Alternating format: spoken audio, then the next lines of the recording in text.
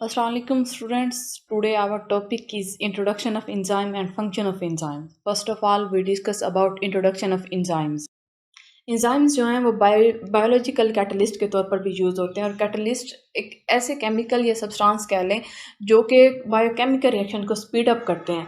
और जो most enzymes होते हैं वो प्रोटीन ही नेचर होते हैं क्योंकि उनके अंदर 3 dimensional collaborative structure of protein मौजूद होता है। समटाइम जो आरएनए स्पीशीज़ है अगर वो एंजाइम के तौर पर एक्ट कर लें तो उन एंजाइम को हम राइबोजाइम्स कहते हैं। उसके बाद हम देखते हैं स्ट्रक्चर ऑफ एंजाइम्स।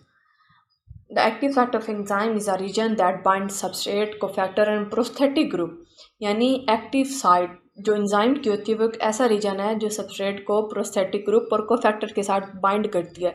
और एक्टिव साइट वो रीजन है जहाँ कैटालाइटिक एक्टिविटी टेक प्लेस होती है। और कोफैक्टर जो एंजाइम का नॉन प्रोटीनियस पार्ट होता है ना उसे हम कोफैक्टर कहते हैं। और जब ये नॉन प्रोटीनियस पार्ट एंजाइम के साथ कोवलेंट बॉन्ड बना लेता है उसे हम प्रोस्थेटिक ग्रुप कहते हैं। जो एक्टिव साइट है वो जो टोटल सरफेस एरिया होता है ना एंजाइम का उसमें से सिर्फ लेस देन 5% होता है। एक्टिव साइट का जो एरिया है वो टोटल एंजाइम के सरफेस एरिया के लेस देन 5% होता है। जो एक्टिव साइट है उसकी एक स्पेसिफिक शेप होती है क्योंकि उसके अंदर टर्शरी स्ट्रक्चर ऑफ प्रोटीन मौजूद होता है। एक्टिव साइट फर्दर 2 साइट्स में डिवाइड हो जाती है। सब फर्स्ट जो है वो बेंडिंग साइट है और सेकंड कैटालाइटिक साइट। जो बेंडिंग साइट है वो सबस्ट्रेट की रिकॉग्नाइजेशन में हेल्प करती है और यही बेंडिंग साइट ही कैटालाइटिक साइट को एक्टिवेट करती है। जो सेकंड है कैटालाइटिक साइट, ये सबस्ट्रेट को प्रोडक्ट में चेंज करती है और इस प्रोसेस के लिए जो एंजाइम को एक्वस मीडियम की ज़रूरत होती है। उसके बाद हम देखते हैं कि सबस्ट्रेट क्या होता है। जो बायोकेमिकल रिएक्शन में जो रिएक्टेंट होता है उसे हम सबस्ट्रेट कहते हैं। ये सबस्ट्रेट एंजाइम के साथ बाइंड होता है और इसके ज़रिए वो एंजाइम सबस्ट्रेट कम्प्लेक्स बना देता है। जैसे कि डायग्राम में भी दिखाया गया है कि सबस्ट्रेट एंजाइम के साथ एक्टिव साइट पर अटैच होता है। और मैंने पहले डिस्कस किया है कि एक्टिव साइट वो है जहाँ कैटालाइटिक्स एक्टिविटी जो टेक प्लेस होती है। उस नेक्स्ट प्रोसेस में एंजाइम सबस्ट्रेट कम्प्लेक्स बन जाता है और उससे नेक्स्ट प्रोसेस में एंजाइम अलग हो जाता है और वही सबस्ट्रेट प्रोडक्ट्स में चेंज हो जाता है। और ये एंजाइम जो है इसे हम दोबारा भी यूज़ कर सकते हैं। उसके बाद हम डिस्कस करते हैं factors affecting rate of enzyme catalyse reactions.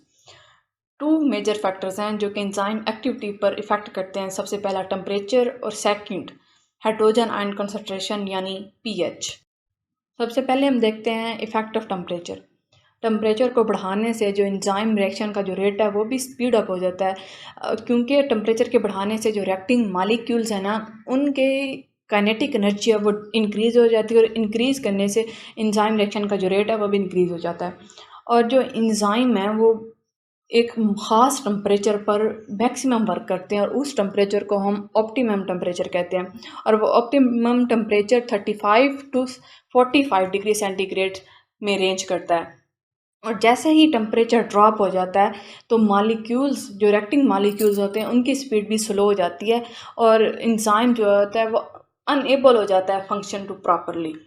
और अगर टेम्परेचर ऑप्टिमम टेम्परेचर से बढ़ जाए यानी 45 से भी बढ़ जाए तो जो एंजाइम के दरमियान बॉन्ड्स होते हैं ना वो ब्रेक हो जाते हैं और जिसे हम डीनेचुरेशन कहते हैं।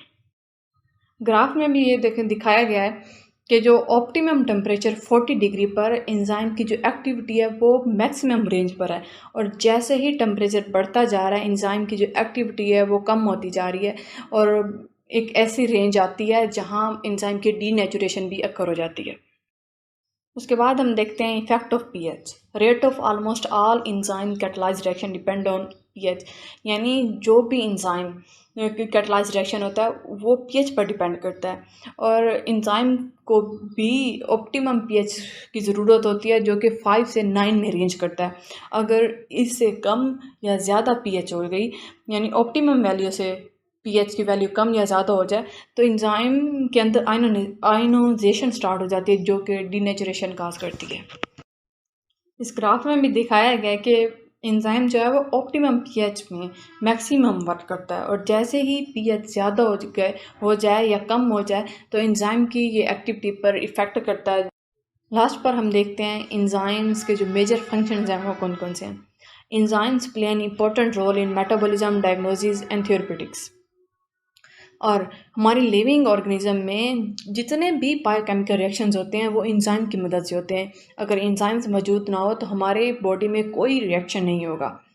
और जो लेवल ऑफ एंजाइम्स होते हैं ना ब्लड में, वो डिजीज़ को इंडिकेट करने के लिए भी यूज़ किए जाते हैं। यानी एंजाइम्स को ब्लड के अंदर गुड इंडिकेटर के तौर पर यूज़ किया जाता है, such as myocardial infection disease. जो एंजाइम्स हैं वो एक इम्पॉर्टेंट रोल प्ले करते हैं डाइजेस्टिव एक्टिविटी में भी। एंजाइम्स जो हैं वो रिस्पायरेशन और फोटोसिंथेसिस के प्रोसेस को भी रिस्पॉन्सिबल होते हैं, क्योंकि इन दोनों प्रोसेस में सीरीज ऑफ एंजाइम्स यूज होते हैं जो कि स्टेप वाइज ऑर्डरली सिस्टम में वर्क करते हैं। उसके बाद जो एंजाइम्स हैं वो मेटाबॉलिक एक्टिविटी को भी कंट्रोल करते हैं। जो मेजर हमारे अंदर हमारी बॉडी के अंदर लिविंग ऑर्गेनिज्म की बॉडी के अंदर जो भी मेटाबॉलिक रिएक्शंस हो रहे होते हैं वो एंजाइम की मदद से होते हैं। और synthesis of complex molecule such as protein, lipids हो गया या न्यूक्लिक एसिड वगैरह, ये भी एंजाइम्स के बगैर मुमकिन ही नहीं है। यानी हर प्रोसेस में, हर बायोकेमिकल रिएक्शंस में, मेटाबॉलिक रिएक्शंस में एंजाइम का होना लाजमी है। सो यही था हमारा टॉपिक। थैंक यू एंड खुदा हाफिज़।